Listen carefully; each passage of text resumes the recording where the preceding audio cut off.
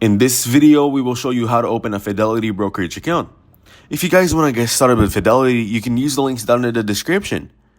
First, navigate to the Fidelity Brokerage Account website. Now scroll down to learn about this account. You'll see the reasons to choose a Fidelity account, investment choice, and advanced features. There is a QR code to scan and download the mobile app. Next, click the Open a Brokerage Account button. To create an account, first tell if you are already a Fidelity customer. Go to the next step and select whether this account is for you or if you'll share it. Then click Next and provide the required details.